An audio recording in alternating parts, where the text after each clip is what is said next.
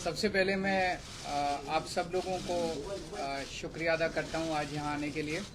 मैं उद्धव जी का, उनके पूरे परिवार का और उनकी पार्टी का अपनी तरफ से, अपनी पार्टी की तरफ से और हमारी पूरी टीम की तरफ से, हम जो लोग आए हैं सबकी तरफ से तहे दिल से शुक्रिया अदा करता हूं। इतना उन्होंने अब हमें अपने परिवार का हिस्सा बना लिया है।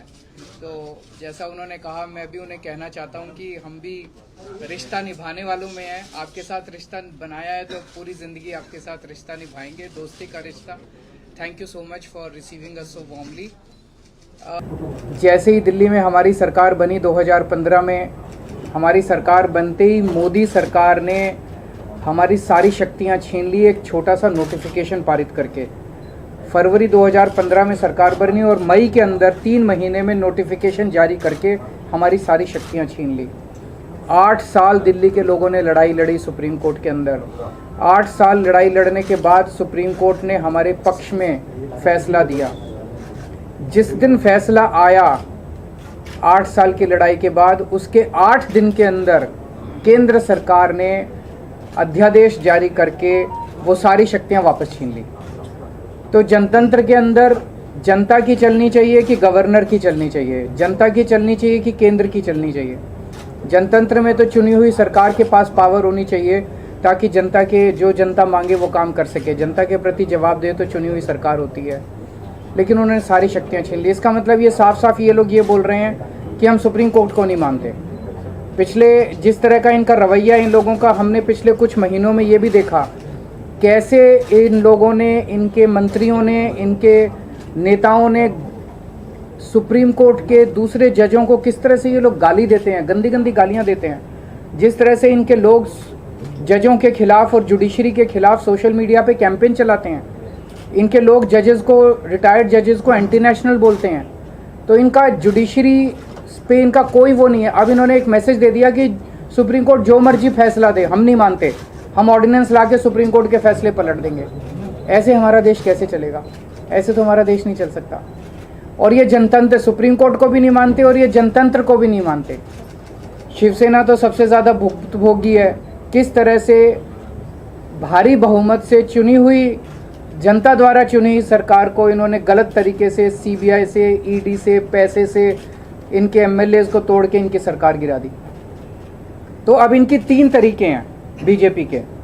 3 तरीकों से ये, अगर कोई बीजेपी की सरकार नहीं बनाएगा, किसी राज्य में नहीं बनेगी, तो या तो वो एमएलए खरीद के उसकी सरकार गिरा देंगे, या एमएलए सीबीआई और ईडी का डर दिखा के एमएलए तोड़ के उनकी सरकार गिरा देंगे, और या फिर ऑर्डिनेंस ला के उनकी सारी शक्तियां छीन लेंगे।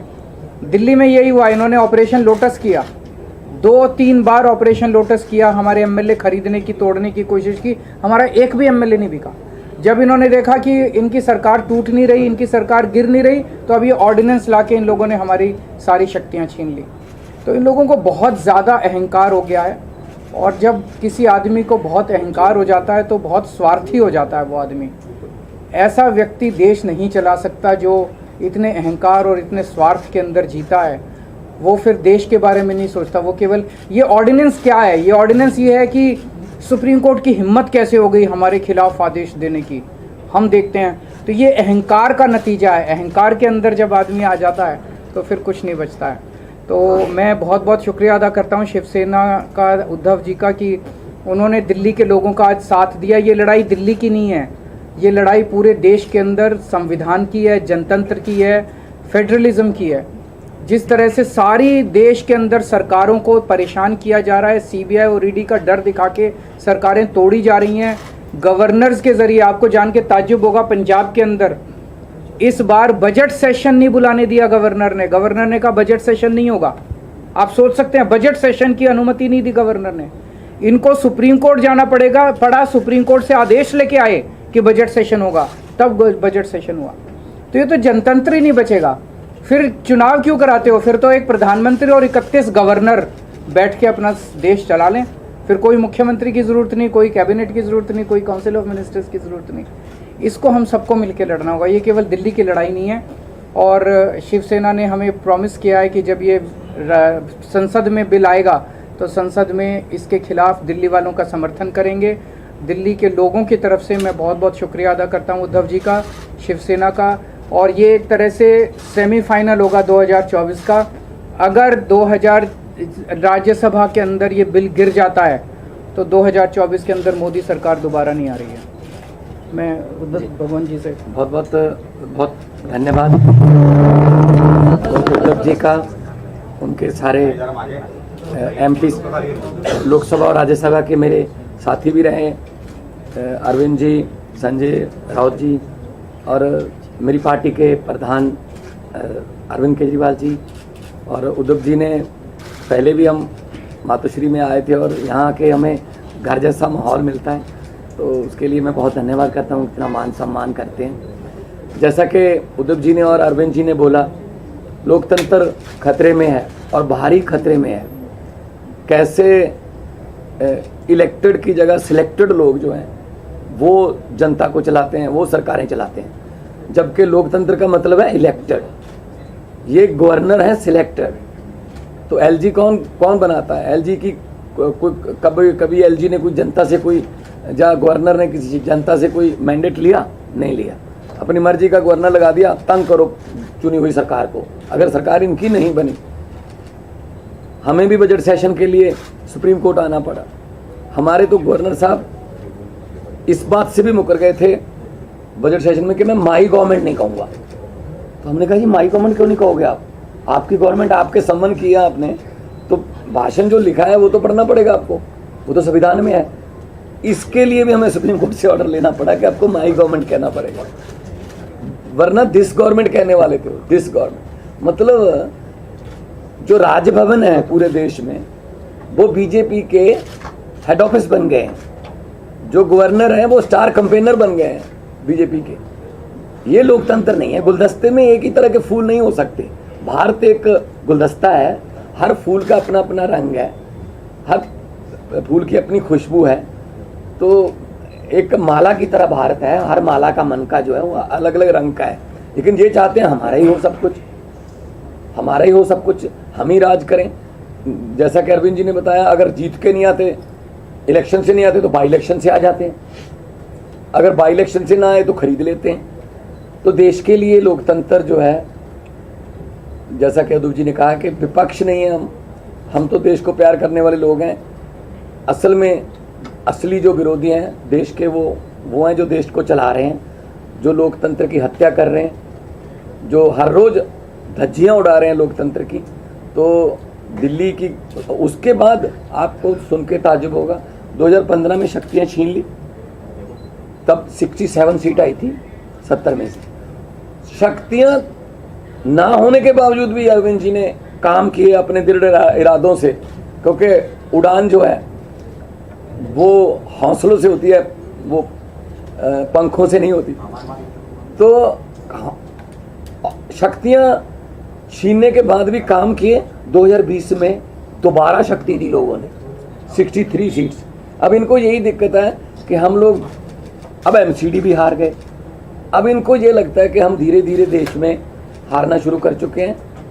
तो अभी देश को बचाना है, अगर सभी को इकट्ठे होना पड़ेगा। हाँ, कुछ विचारक मतभेद होंगे कई पार्टियों के देश में, लेकिन देश बचाने के लिए हमें इकट्ठा होना पड़ेगा। अगर देश ही ना बचा तो फिर पार्टियां क्या करेंगी? पार्टियों का प्रधान बन के, मुख्यमंत्री बन के क्या करोगे जब देश ही ना रहा? 24 में अगर ये आ गए, ये संविधान बदल देंगे। और ये जिस तरीके से चल रहे हैं प्रधानमंत्री जी, बिल्कुल आने वाले दिनों में नरेंद्र पुतिन बनने वाले हैं ये। हाँ, ये इलेक्शन ही कराएंगे, ये कहेंगे 35 साल की मैं ही हूँ, बस 40 साल की लिए मैं ही हूँ। तो ये उन राहों पर चल रहे हैं। तो ये बहुत खतरनाक है। देश का लोकतंत्र जो है, देश के शहीदों ने अपना खून का कतरा कतरा, हमारे पुरखों ने कतरा कतरा खून का बहा के ये देश हमको लेके दिया था। ये किसी के बाप की जागीर नहीं है कि ये देश के मालिक बन के बैठ गए। इनकी कोई कुर्बानी, देश को आज़ाद करवाने में इनका कोई योगदान नहीं है, लेकिन जो आज़ादी के परवाने थे उन्होंने देश लेके दिया। और देश को ये किन हाथों में बेच रहे हैं, कैसे हर रोज़ बैंक बिक रहे हैं, रेल बेच दी, तेल बेच दिया, एयरपोर्ट बेच दिया, सब कुछ बेच दिया। कैसे जो जुडिशरी को तंग किया जा रहा है। तो हम उद्धव जी के पास इसलिए आए हैं कि क्योंकि ये भी पीड़ित हैं उस जो कुल्हाड़ी लेके बैठे हैं ये दिल्ली में, वो सब पे चलती है। तो इसके लिए हमें सबको इकट्ठा होकर देश को बचाने वाली पीढ़ियां हमसे सवाल पूछेंगी, जब लोकतंत्र खत्म हो रहा था तो आप क्या कर रहे थे, कम से कम हम जवाब देने के लायक रहेंगे कि हम कोशिश कर रहे थे, हम इनके बाद इनके विरुद्ध इकट्ठे हो रहे थे, हम लोगों को 140 करोड़ लोगों को ये बात मीडिया के जरिए अपने अपने भाषा में समझा रहे थे। तो लोकतंत्र को बचाने के लिए आज हम आए हैं और मुझे खुशी है कि उद्धव जी ने बहुत ही साथ दिया और पहले भी बहुत से मुद्दों पर हम लोकसभा में इकट्ठे लड़ते रहे हैं, शिवसेना के जितने भी MP साहबान होते थे। तो मैं इनका बहुत आभार भी व्यक्त करता हूं कि हमें मान सम्मान दिया और इनको पंजाब आने का न्योता भी देता हूं। आइए दरबार साहब, आइए माथा टेकिए, वहाँ पे बहुत शांति सुकून वाली जगह, और हम लोग मिल के सब देश को, क्योंकि लंबे सफ़र को मीलों में मत बांटिए, कौम को कभी